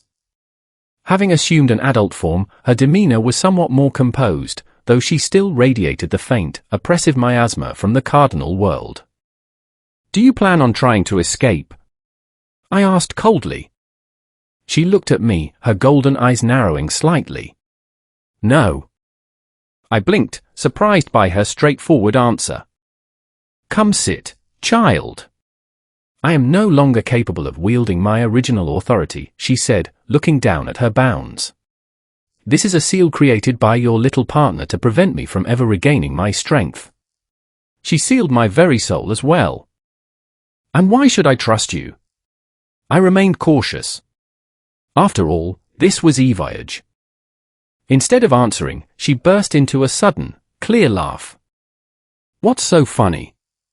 You realize this entire realm is your creation, right? If you decide I have no power here, then I don't. These seals are merely extra precautions so I don't attempt anything foolish.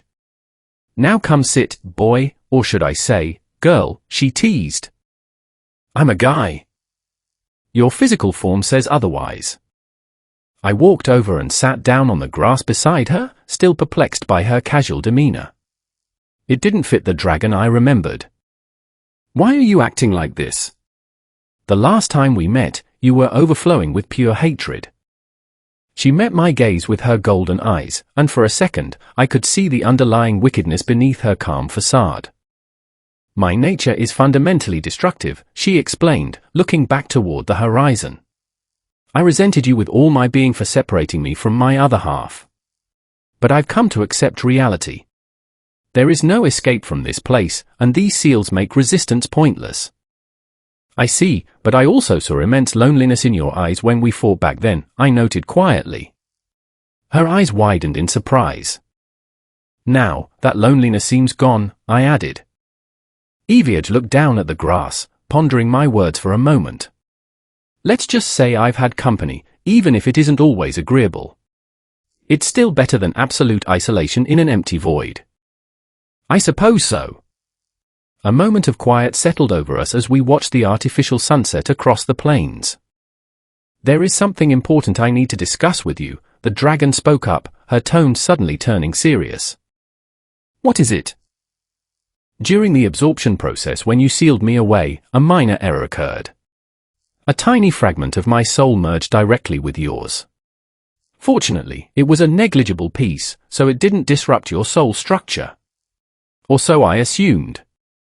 Wait, isn't that a massive issue? I asked, feeling a surge of worry.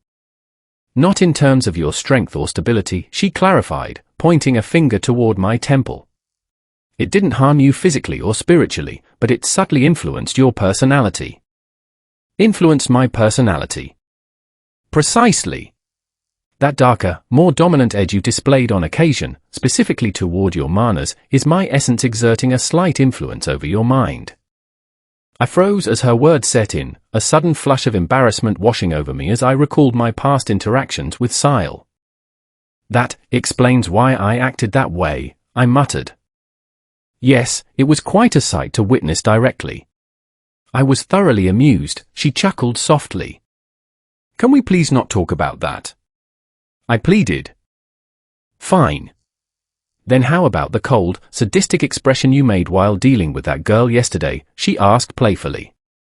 Can we avoid discussing anything related to your influence on me entirely? That hurts my feelings, she said, resting a hand gently on my head.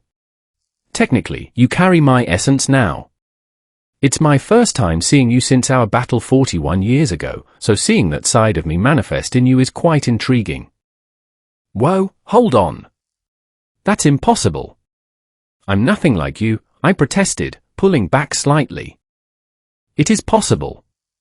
Your soul carries the trace. My essence inherently protects its own, my eyes no longer look at you with hatred, do they? She gestured for me to look directly at her. When I looked into her eyes, the malice was gone, replaced by a strange, maternal warmth. I? You can't deny it entirely. That secondary instinct in you is the proof, she said plainly. I'm trying to wrap my head around this, I said, staring down at the grass. It isn't easy to just accept something like that at face value. And what about everything you did to the cardinal world?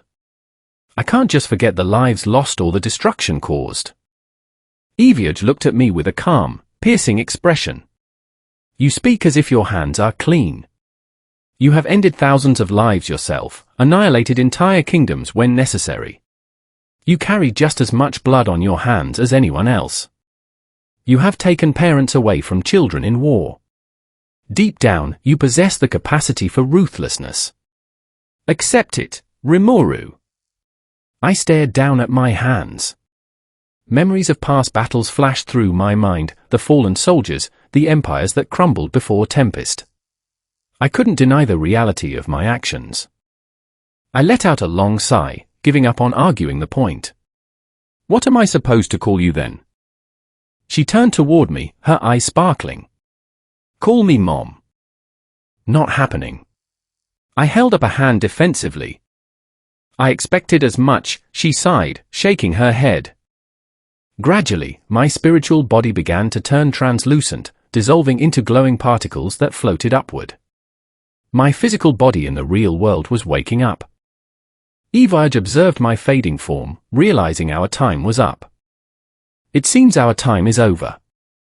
But let me inform you of one last thing. She leaned closer as my form began to disperse completely. Your body isn't fully female. What? Wait, explain what you mean. Before she could answer, my vision went white, and my consciousness shattered. I snapped awake in my physical body inside the cave, panting lightly with a look of utter confusion. What did she mean, not fully female? Oh, I see you are fully awake, Master. How was your conversation with your mom? Sile's voice echoed in my mind, dripping with subtle amusement. Sile, just you wait, I thought back firmly. Next time, I won't go easy on you. There it is again, that commanding impulse. Evoyage soul fragment really did leave a slight imprint on Master's mind, though it remains completely harmless, Sile noted privately within my consciousness. I sat up and stretched. The makeshift tent I was in last night was empty, and the rest of the cave seemed mostly deserted as well. I pulled on my track shoes and the uniform jacket provided for the exam, then pushed aside the cloth covering the cave entrance. Stepping outside into the sunlight, I saw several Class A students gathered near the tree line, holding wooden walking sticks and surrounding two individuals. Wait, that was Susan and Ayanokoji. What is going on here? I called out. Katsuragi turned to look at me, his expression stern. These two were caught approaching our base camp boundary. Susan looked slightly surprised to see me emerging from Class A's cave. It's early in the morning, I sighed, walking over. Go back to your own camp. Horikita looked at me blankly. You realize it's past noon, right? Wait, seriously? I looked up at the sky and saw the sun sitting directly overhead. Ah, right. Minor detail. Katsuragi, I'll escort these two away from our perimeter.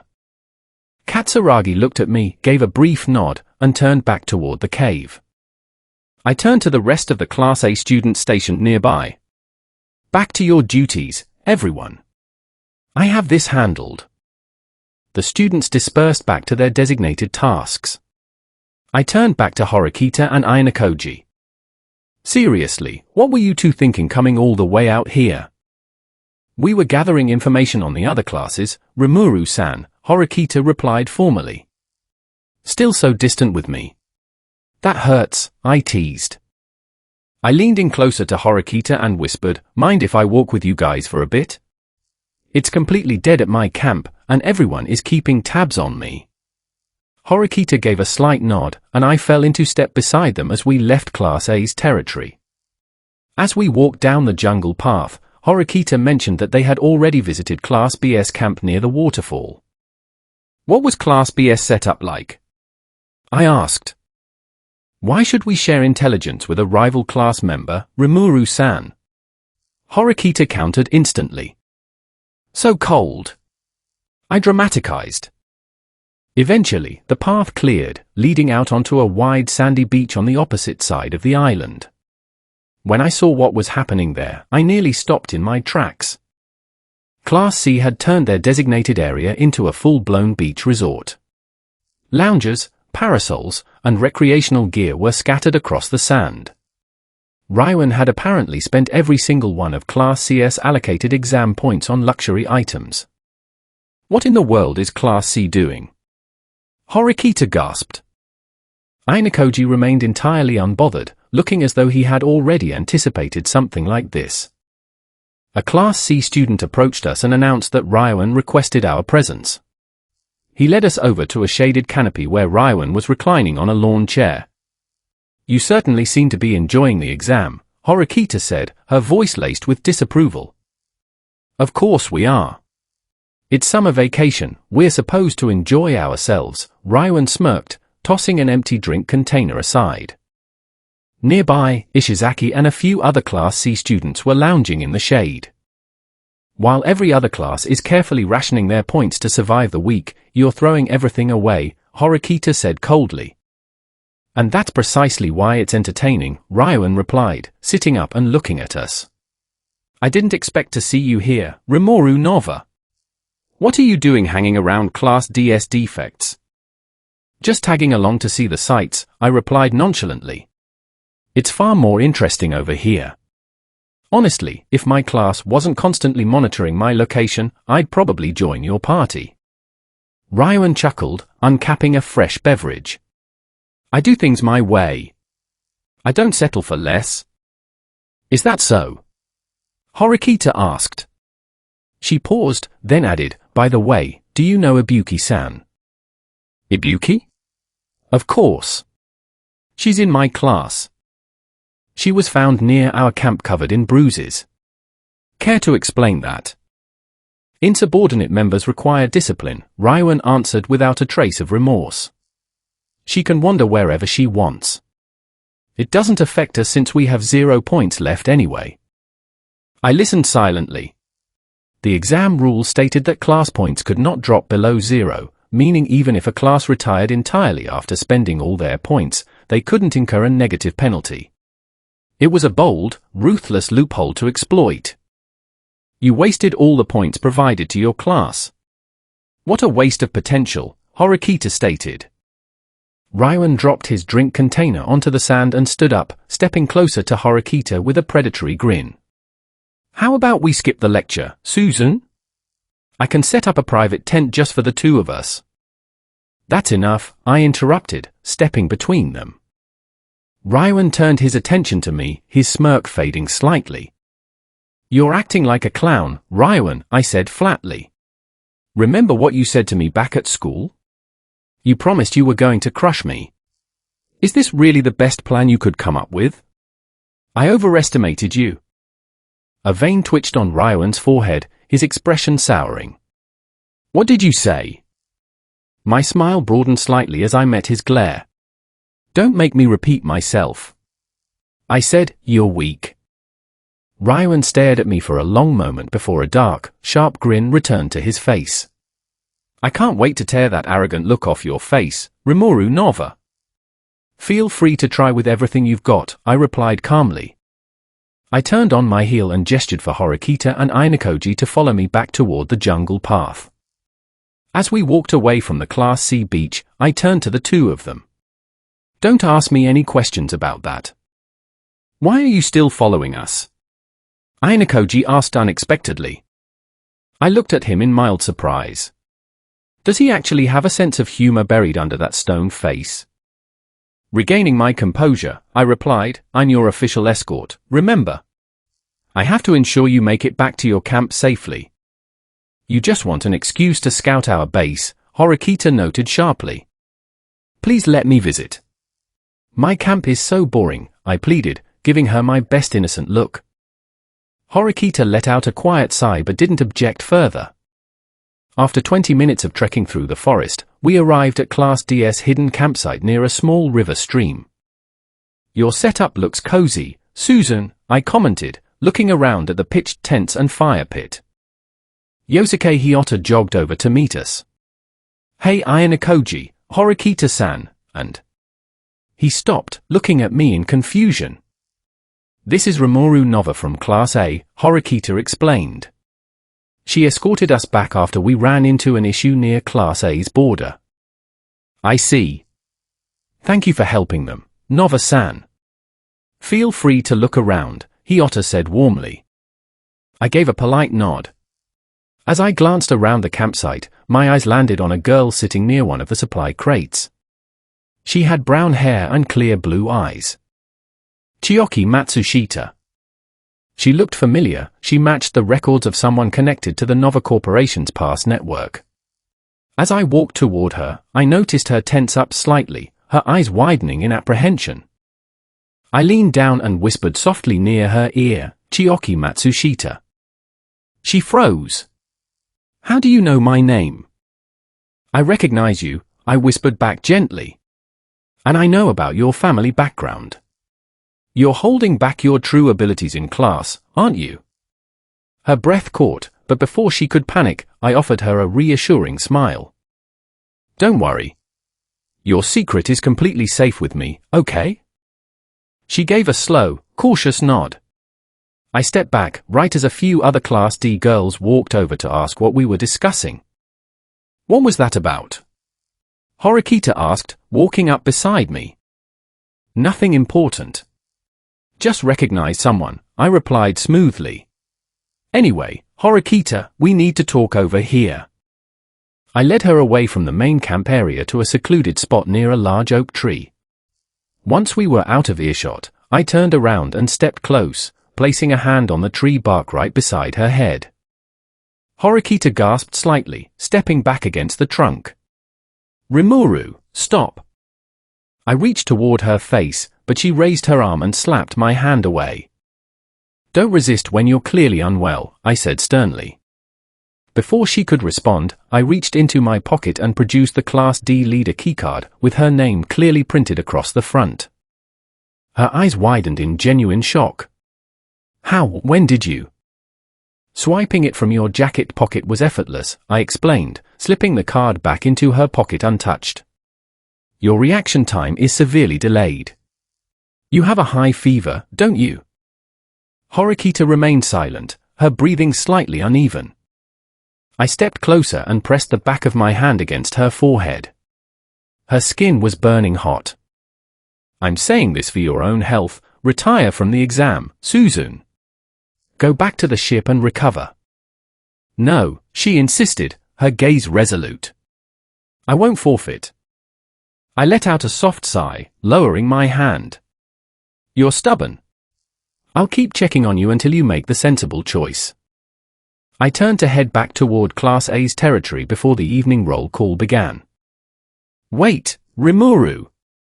Horikita called out behind me. I glanced over my shoulder. "Yes?" "What is your ultimate goal in this exam?" she asked. I smiled back at her, the evening light catching my hair. "Honestly? I haven't decided yet. You'll just have to wait and see." I returned to Class A's cave just as the sun began to dip below the horizon. The moment I stepped inside, several of my classmates let out visible sighs of relief. Komuro walked straight up to me with a sharp glare, looking every bit like Sakayanagi's appointed handler. "Nova-san, where have you been all afternoon?" she demanded. "Just exploring the island and catching up with a few acquaintances," I answered with an innocent smile. "Chop!" Komuro lightly struck the top of my head with a rolled-up guidebook. "Dinner is starting. On Sakayanagi's explicit instructions, I am keeping you within arm's reach for the rest of the evening. Sit down." Oh, I exaggerated, sitting down beside the other girls near the campfire. That was uncalled for. "I know that didn't hurt you," Komuro deadpanned, taking a seat right beside me. "Stop exaggerating."